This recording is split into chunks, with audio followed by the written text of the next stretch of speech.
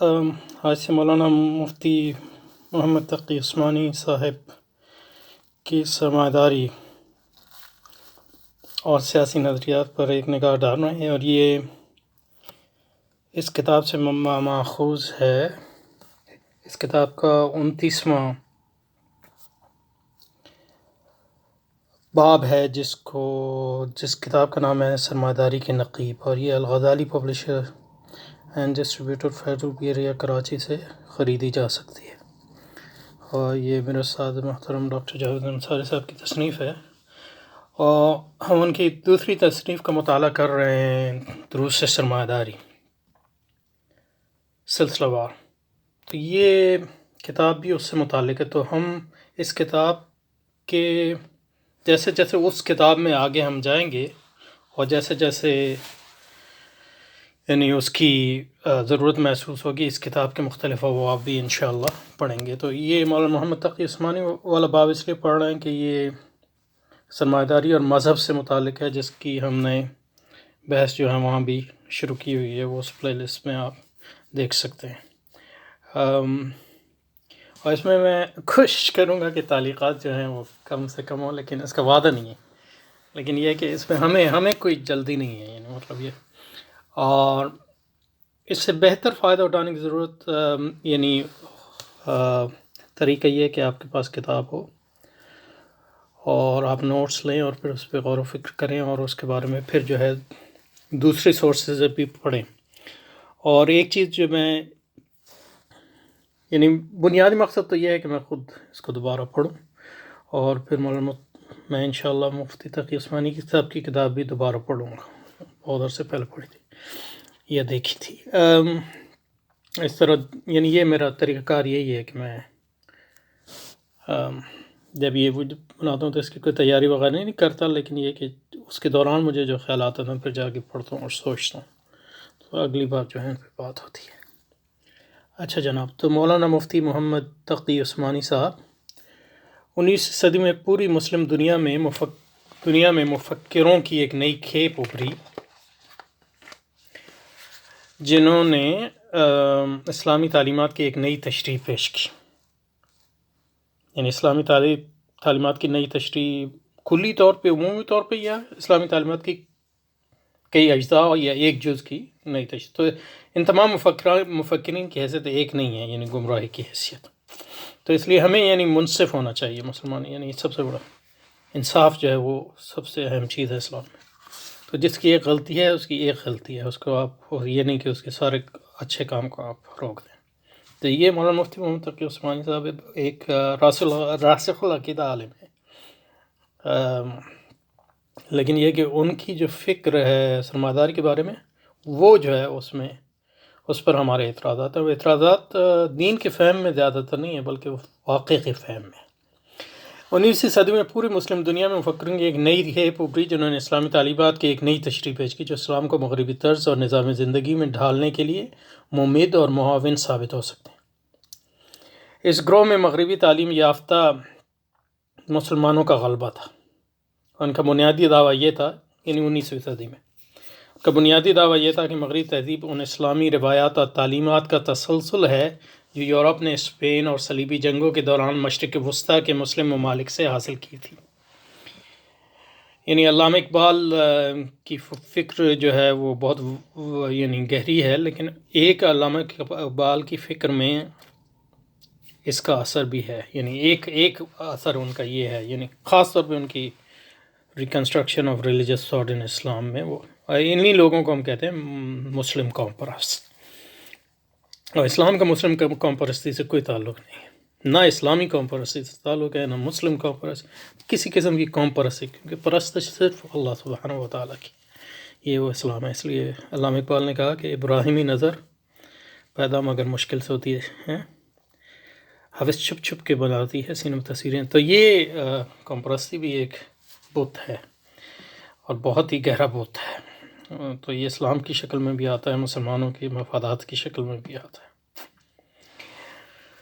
اس گروہ میں مغربی تعلیمی یافتہ مسلمانوں کا غلبہ تھا۔ ان کا بنیادی دعویٰ یہ تھا کہ مغربی تہذیب ان اسلامی روایات اور تعلیمات کا تسلسل ہے جو یورپ نے مسلم اسپین اور صلیبی جنگوں کے درمیان مشرق وسطیٰ کے مسلم ممالک سے حاصل کی تھی۔ تو ان منکرین کا دعویٰ، یعنی ان مفکرین کا دعویٰ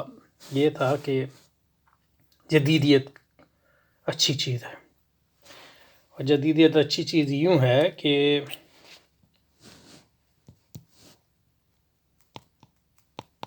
جدیدیت میں مغرب نے عیسائیت کو رد کر دیا اور وہ افکار اپنائے جو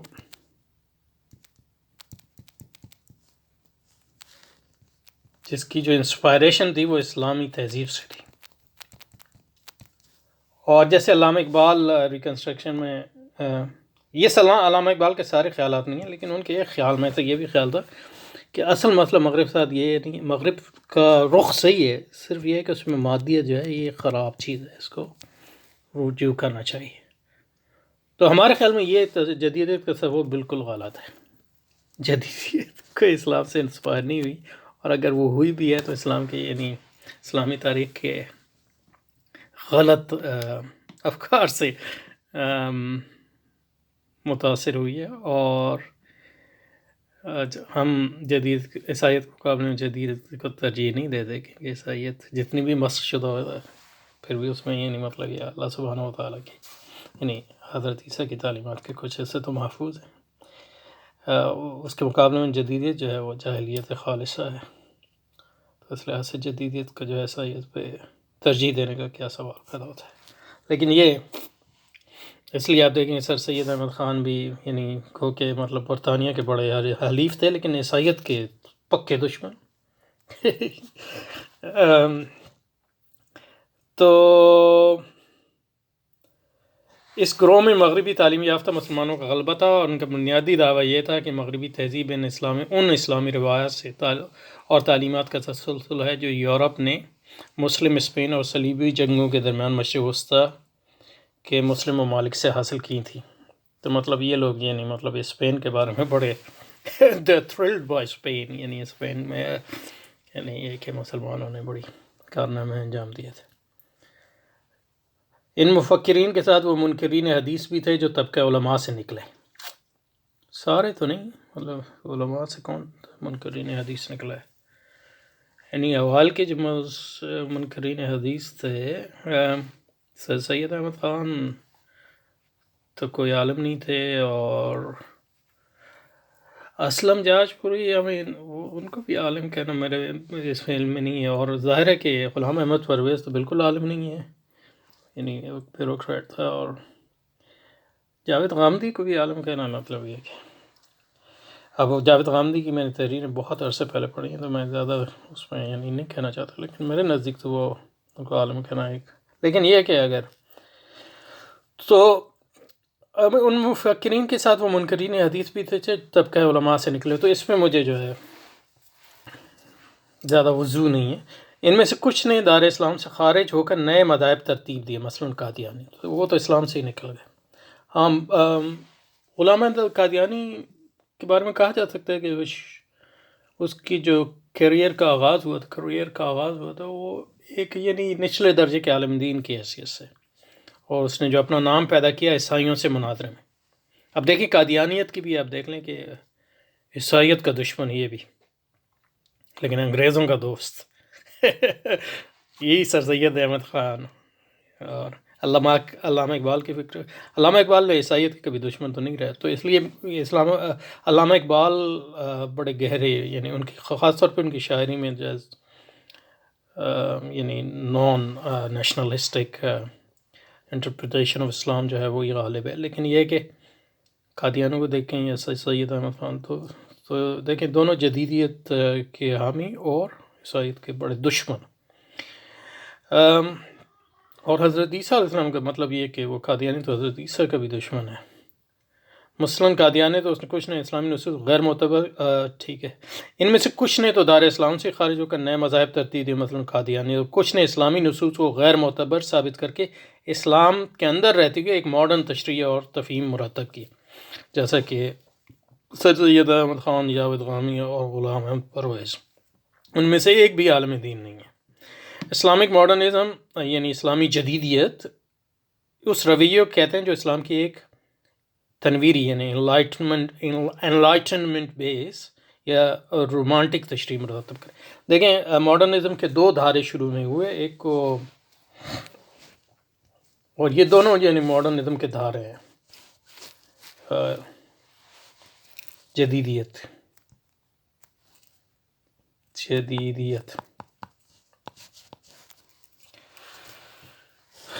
ایک کو کہتے ہیں ہم انلائٹنمنٹ، تنویری فکر. اور اس میں بہت سے لوگ تھے یعنی 19ویں صدی فرانس، لیکن کانٹ ایک اس کا بہت بڑا مفکر ہے گو کہ وہ رومانویوں سے بھی متاثر ہوا، اور جو تنویری فکر ہے وہ عقل کی مرکزیت کی قائل ہے، یعنی عقل کا ایک خاص تصور جس کی بنیاد جو ہے انسانی اولویت کے تصور پہ ہے. انسان جو ہے اپنا خود مالک ہے، اور اس کی عقل اسے یہ مقام عطا کرتی ہے. اسی کو آپ جو ہے آٹونومی کہتے ہیں، یا جس کو آزادی کہتے ہیں، یعنی خود مختاری. تو یہ جدیدیت کا ایک دھارا ہے جس کو انلائٹنمنٹ. دوسرا دھارا ہے اس کو رومانویت کہتے ہیں. رومانویت جو ہے وہ انگریزی میں اس کو رومانٹسزم کہتے ہیں. وہ بھی انسانی اولویت کے قائل ہیں، اس لیے وہ بھی جدید، لیکن وہ کہتے ہیں صرف عقل نہیں بلکہ اس میں پورا انسان کامل، یعنی اس کی انسان کی عقلی حیثیت بھی اور اس کی حیوانی اور اس کی یعنی حیوانی حیثیت بھی. تو اس میں پھر وہ حواس خمسہ پہ زیادہ زور دیتے ہیں یا فیلنگ پہ زیادہ زور دیتے ہیں. انسان کی جو قلبی اور عاطفی پہلو ہے اس پہ زیادہ زور دیتے ہیں. اور ان کی تنویری فکر پہ یہ تنقید نہیں ہے کہ اس نے انسان کو خدا بنا دیا، بلکہ اس کی تنویری فکر پر یہ تنقید ہے کہ وہ انسان کو صرف یہ جزوی طور پہ لیتی ہے، یعنی عقل کو، اور انسان کی دوسرے پہلوؤں کو رد کرتی ہے. تو یہ پورے انسان کو خدا مانتا ہے. تو ان کا بڑا مفکر بھی کئی ہوئے ہیں، لیکن ان میں ایک جو بہت مشہور ہے، اس کا آپ نے بھی شاید نام سنا، اس کا نام ہے روسو. اور پھر ایسے مفکر ہوئے جنہوں نے مطلب یہ ان دونوں دھاروں کو، جدید تنویری اور رومانوی فکر کو کا ایک اس کے درمیان مصالحت یا اس کے درمیان اس کی ایک امتزاج، یعنی ان کو دونوں کو جمع کرنے کی، جمع بین التنویریین والرومانیین اور رومانویین، یعنی synthesis of enlightenment اور romanticism، اس کو reconciliation بھی کہتے ہیں. اور ان کا ایک بڑا مفکر جو ہے وہ ہیگل ہے، اور آپ کو پتہ ہے ہیگل کا بہت بڑا شاگرد جو ہے مارکس ہے. تو یہ سب جو ہے ایک ہی دھارے ہیں جدیدیت کے. تو اسلامک ماڈرنزم اس رویے کو کہتے ہیں اسلامی جدیدیت، جو اسلام کی ایک تنویری اور رومانوی تشریح مرتب کرے. اس کے برعکس اسلامی ترمیمیت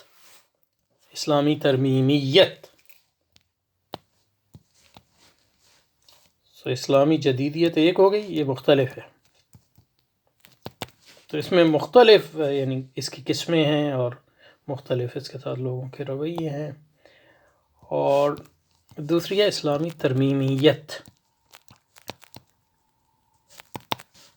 اسلامک ریویژنزم. تو اسلام کو یہ جو ہے ترمیم کرتے ہیں تاکہ وہ یعنی جدیدی تشریح اسلام کی نہیں کرتے، لیکن اس میں کم و بیش کرتے ہیں تاکہ وہ سرمایہ داری اور جو کہ جدیدیت کی ایک شکل ہے اور بنیادی شکل ہے، اور جدیدیت کا مذہب ہے بنیادی، سرمایہ داری اور جدیدیت کے ساتھ جو ہے اس کا ٹکراؤ پیدا نہ ہو، اور جدید اور سرمایہ داری جو ہے ہمیں رہنے کا حق دے دے، ایگزسٹنس، رائٹ ٹو ایگزسٹ۔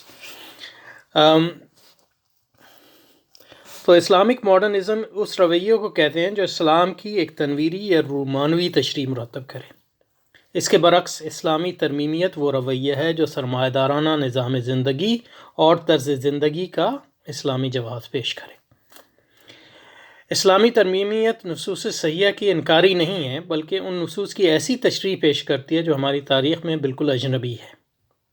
اور جس تعبیر کو قبول کرنے کا مقصد اسلام کو سرمایہ دارانہ زندگی میں اس طرح سمو دینا ہے جس طرح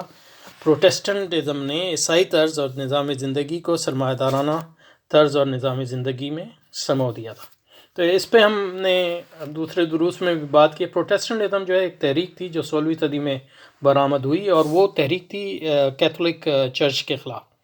اور اس کا بنیادی نعرہ یہ تھا کہ ہر عیسائی جو ہے اس کو آزادی حاصل ہے۔ تو انفرادیت پرستی اس نے فروغ دیا بڑا، اور کہا کہ ہر عیسائی کو انجیل کو سمجھنے کا حق حاصل ہے، اور پوپ کو کوئی حق حاصل نہیں ہے کہ وہ انجیل کی اور عیسائیت کی تعبیر کرے، اور کیتھولک چرچ نے جو علوم عیسائیت مرتب کیے تھے ان کا بھی رد کر دیا، یعنی جیسے ان کے ہاں بھی ایسے ہی جیسے ہمارے علوم ہیں مدارس میں، ان کے ہاں بھی مدارس علوم تھے، اور آج بھی ہیں جو کیتھولک بچے ہیں، لیکن انہوں نے ان علوم کو رد کر دیا، تاکہ مطلب یہ کہ عیسائیت کی، کیونکہ ان علوم کی موجودگی میں جو ہے عیسائیت کی نئی تعبیر جو ہے مشکل تھی، اور اس کے نتیجے میں جو انفرادیت کا فروغ دیا۔ اور دعویٰ تو یہ تھا کہ ہر عیسائی کو حق حاصل ہے، لیکن عملاً جو ہے انہوں نے اپنے چرچ بنائے، اور ان چرچوں کی حیثیت یہ تھی کہ وہ قومی چرچ تھے، اور قومی چرچ ان معنوں میں تھے کہ اب جو کیتھولک عیسائیت تھی وہ یونیورسل تھی، وہ عالمگیر تھی، اس کا کسی ایک قوم سے تعلق نہیں تھا، بلکہ وہ عالمگیر تھی، وہ عیسائیت کی عالمگیریت کی قائل تھی، جبکہ پروٹسٹنٹزم نے انفرادیت کے نام پہ قومی چرچ بنائے، اور پھر قومی بادشاہوں کو حکومت کل کا جواز پیدا کیا، اور پھر جو بھی قومی حکومتوں نے کہا کہ یہ صحیح ہے، یہ چاہیے، وہ کیا پروٹسٹنٹ والوں نے۔ آج جو مطلب ہمارے جو علماء سو جو ہیں آج جو کام کر رہے ہیں سیکولر حکومتوں کے ساتھ پاکستان میں یا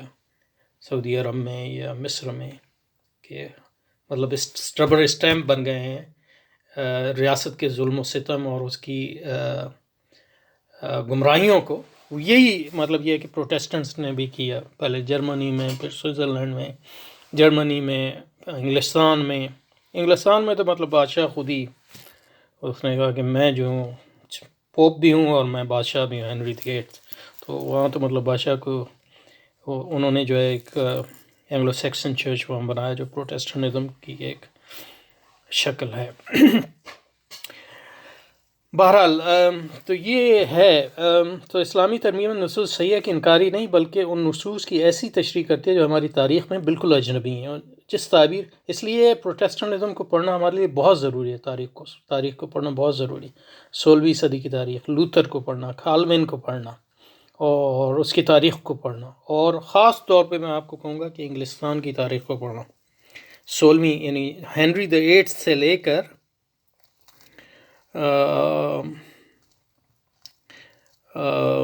پیورٹن کی حکومت تک کا جو دور ہے 100-200 سال کا، اس کو یعنی جدیدیت اور سرمایہ داری اور عیسائیت سے اس کا جو تعلق تھا اس کو سمجھنے کے لیے بہت ضروری ہے۔ اس کے برعکس اسلامی ترمیت وہ رویہ ہے جو سرمایہ دارانہ نظام زندگی اور طرز زندگی کا اسلامی جواز پیش کرے۔ اسلامی ترمیمیت نصوص صحیحہ کی انکاری بلکہ ان کی نہیں ہے، بلکہ ان نصوص کی ایسی تشریح پیش کرتی ہے جو ہماری تاریخ میں بالکل اجنبی ہے، اور جس تعبیر کو قبول کرنے کا مقصد اسلام کو سرمایہ دارانہ نظام زندگی میں اسی طرح سمو دینا ہے جیسے پروٹسٹنٹ نے عیسائی طرز اور نظام زندگی کو سرمایہ دارانہ طرز اور زندگی میں سمو دیا ہے۔ اور آج جو عیسائیت جو ہے وہ سرمایہ داری کے خلاف کوئی بنیادی جو ہے، چاہے وہ پروٹسٹنٹ ہو چاہے وہ کیتھولک ہو، سب جو ہیں سرمایہ داری کا ضمیمہ بن گئے۔ پروٹیسٹنٹزم نے یہ کام 15ویں صدی کے وسط سے شروع کیا اور آج پورے یورپ میں عیسائی طرز اور نظام زندگی معطل ہو گیا، اور امریکہ میں پروٹیسٹنٹ گروہ بالخصوص ایونجلسٹ سرمایہ دارانی طرز اور نظام زندگی کی سب سے بلند بانگ وکیلوں کے طور پر پہچانے جاتے ہیں۔ انہی پروٹیسٹنٹ سرگرمیوں میں یعنی امریکہ میں اور طریقوں سے عیسائی صہیونیت بھی برآمد ہوئی، اور اس صہیونیت سے جو ان کی مصالحت ہے وہ ایک فطری ہے، کیونکہ صہیونیت جو ہے وہ سرمایہ داری کے اعلی کار ہے، اور عیسائیوں سے ان کا یہی ٹکراؤ تھا پہلے۔ جب عیسائیت نے خود سرمایہ داری سے مصالحت کر لی تو پھر ان کی مصالحت جو ہے صہیونیت سے بھی ہو گئی۔